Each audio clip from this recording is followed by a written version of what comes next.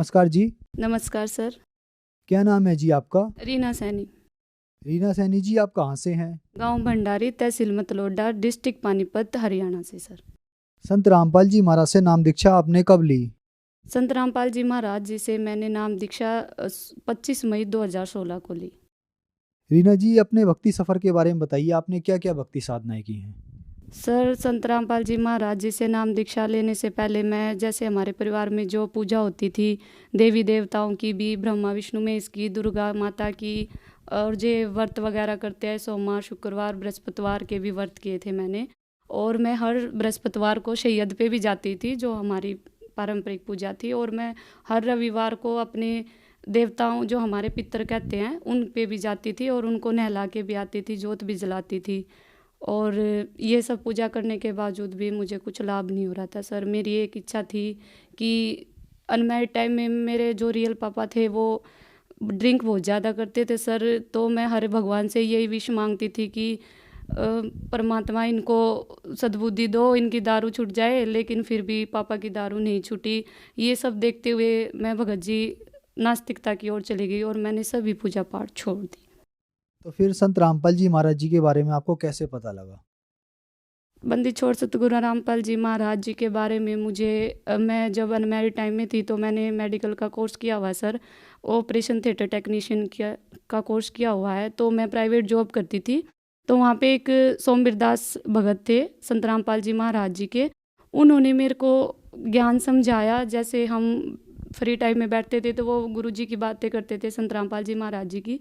तो उनकी बातें, उनका ज्ञान मुझे अच्छा लगा। फिर मैंने कहा कि भगत जी ये ज्ञान मुझे अच्छे से समझना है। तो उन्होंने मेरे को ज्ञान गंगा पुस्तक दी। फिर मैंने वो ज्ञान गंगा पुस्तक पढ़ी और उसको ज्ञान गंगा पुस्तक को पढ़ के मैंने ज्ञान को समझा और गुरु जी से नाम दीक्षा ली, संत रामपाल जी महाराज जी से।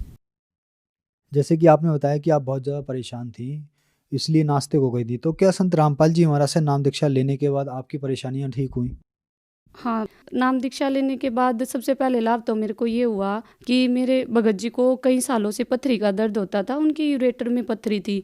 तो वो मालिक की दया, बंदी छोड़ सतगुरु रामपाल जी महाराज की दया से ट्रीटमेंट लेने से ही निकल गई। जबकि डॉक्टर ये कह रहे थे कि ऑपरेशन कराना पड़ेगा। जो पथरी का साइज़ है वो 5 mm से कुछ ज़्यादा बता रहे थे।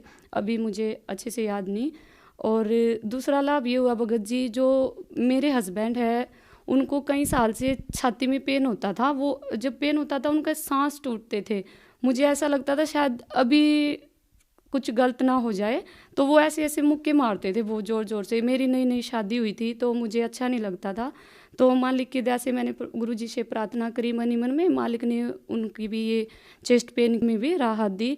और एक लाभ भगत जी मेरा ये है कि शादी के बाद मेरे को जो पहला बच्चा था, प्रेगनेंसी के दौरान स्टार्टिंग के महीने में ही ब्लीडिंग हो गई थी।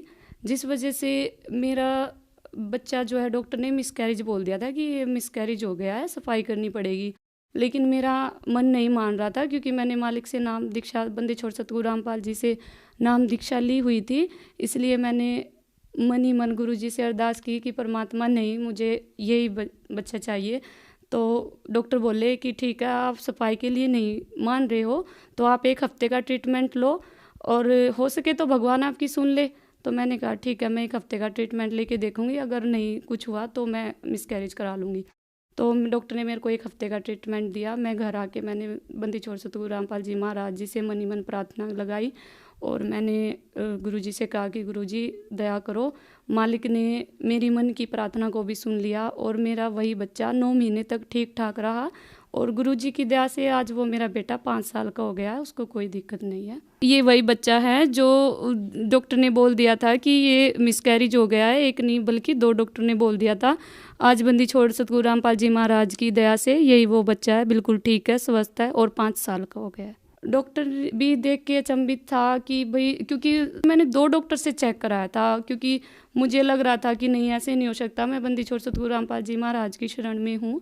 इसलिए मैंने जो सोनीपत में रावल हॉस्पिटल है वहाँ से चेक कराया। तो उस डॉक्टर ने मेरे को देखते ही बोल दिया अल्ट्रासाउंड करके कि नहीं, मिसकैरेज करना पड़ेगा और टैबलेट खानी पड़ेगी। लेकिन फिर मेरी एक डॉक्टर थी पानीपत में, सुनेजा हॉस्पिटल में, मैंने उनसे बात करी तो मैम ने भी यही कहा कि हाँ मिसकैरेज ही हो गया बेटा, टैबलेट लेनी पड़ेगी।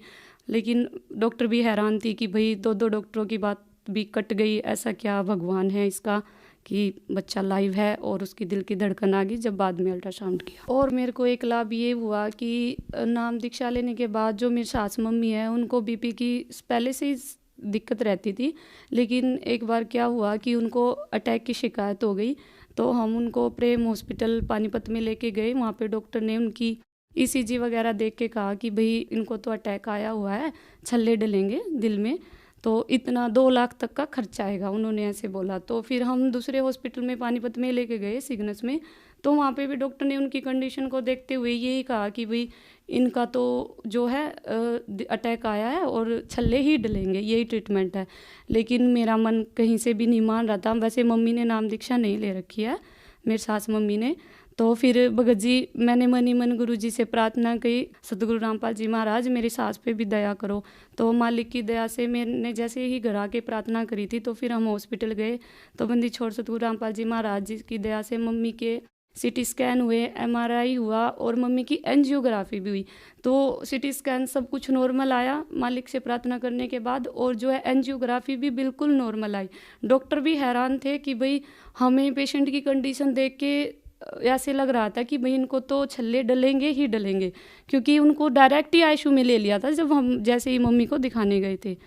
तो ये भी एक मालिक की बहुत बड़ा चमत्कार है। और एक लाभ भगत जी मुझको ये हुआ कि मेरा छोटा बेटा है 6 महीने का, ये अभी 1 महीने पहले की ही बात है, उसको जैसे ही सर्दी स्टार्ट हुई नमूनिया हो गया था और उसको इन्फेक्शन चेस्ट में बहुत ज़्यादा बढ़ गया था। तो मैं गन्नौर हॉस्पिटल है एक बच्चों का, धनखड़ हॉस्पिटल, उसमें उसको लेके गई। तो वहाँ पे डॉक्टर ने उसकी कंडीशन को देखते हुए चेस्ट एक्सरे कराया और उसके सीबीसी वगैरह टेस्ट कराए। तो सीबीसी में उसको वायरल फीवर आया और चेस्ट एक्सरे में उसको बहुत ही ज़्यादा इन्फेक्शन था। डॉक्टर ने कहा इसको इमीडिएटली एडमिट कराना पड़ेगा और ऑक्सीजन वगैरह लगानी पड़ेगी। तो मैंने छोटे बच्चे की एज देखते हुए डॉक्टर को मना कर दिया और अपने बंदी छोड़ पे सतगुरु रामपाल जी पे मुझे पूर्ण विश्वास था कि वो ऐसे ही ठीक कर देंगे। और मैं अपने बच्चे को पीने की दवाइयाँ सिरप वगैरह दिला के ही घर ले आई और मैंने घर आके दंडवत करके गुरुजी से प्रार्थना की कि गुरुजी छोटा बच्चा है, हॉस्पिटल में एडमिट कराएंगे तो बहुत ज़्यादा सुइयाँ वगैरह इंजेक्शन लगेंगे, आप दया करो बंदी छोड़ सतगुरु रामपाल जी महाराज। तो मालिक ने ऐसी दया की भगत जी, 3 दिन की मेडिसिन दी थी डॉक्टर ने, मेरे छोटे बेटे को उन्हीं मेडिसिन से घर पे ही आराम हो गया, मेरे को सेकंड विजिट पर भी नहीं जाना पड़ा। एक जो सबसे बड़ा लाभ मैं आपको बताना चाहूँगी मेरी जैसी युवा पीढ़ी के लिए जो आजकल बेरोजगार घूम रहे हैं, वो ये है कि बंदी छोड़ सतगुरु रामपाल जी महाराज की शरण में आने के बाद भगत जी मेरी गवर्नमेंट जॉब लगी और मेरे हस्बैंड की भी गवर्नमेंट जॉब लगी। क्या जॉब है आपकी? भगत जी मैं as a operation theatre technician की पोस्ट पे हूँ, सिविल हॉस्पिटल गन्नौर, और मेरे भगत जी सिविल हॉस्पिटल सोनीपत में है, वे भी ओटी टेक्नीशियन की ही पोस्ट पे है। जैसे कि आपने बताया कि आप मेडिकल लाइन से हैं, इस समय आप गवर्नमेंट जॉब पर हैं। पहले जो आप भक्ति साधनाएं करती थी या जो भी श्रद्धालु मंदिरों में जाते हैं या एम्स में भी जाते हैं, बड़े बड़े हॉस्पिटल्स में जाते हैं, वो वहाँ से ठीक नहीं हो पाते और वो संत रामपाल जी महाराज से नाम दीक्षा लेने के बाद ठीक हो जाती हैं। तो ऐसा कैसे हो रहा है? ऐसा है भगत जी कि हम जैसे मेडिकल लाइन में है, हेल्थ डिपार्टमेंट में है, तो हमने भी देखा है कि जब हम जैसे मैं ऑपरेशन थिएटर टेक्नीशियन हूँ तो ऑब्वियसली बात है मैं ऑपरेशन थिएटर में ड्यूटी करती हूँ।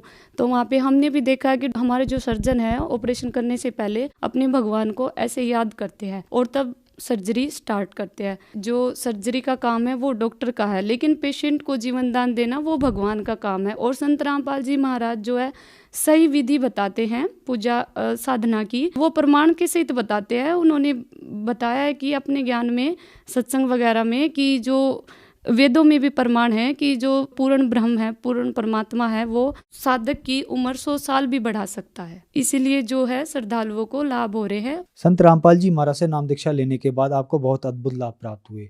तो जो दर्शक आज आपको टीवी पर देख रहे हैं और वो भी संत रामपाल जी महाराज से नाम दीक्षा लेना चाहते हैं, लाभ लेना चाहते हैं, उनको क्या करना होगा? ऐसा है भगत जी, आज बंदी छोड़ सतगुरु रामपाल जी महाराज की दया से हर जिले में नामदान सेंटर है और मालिक की दया से 500 से भी ज़्यादा नामदान सेंटर खुल गए हैं। और अगर कोई जगत भाई बंदी छोड़ सतगुरु रामपाल जी महाराज जी से नाम दीक्षा लेना चाहते हैं तो वो हमारे सोशल मीडिया प्लेटफॉर्म पर जाके भी ले सकते हैं। हमारे जैसे यूट्यूब चैनल है, वहाँ पे संत रामपाल जी महाराज के नाम से सर्च करके, और फेसबुक वगैरह से भी वहाँ पे नंबर भी दिए होते हैं।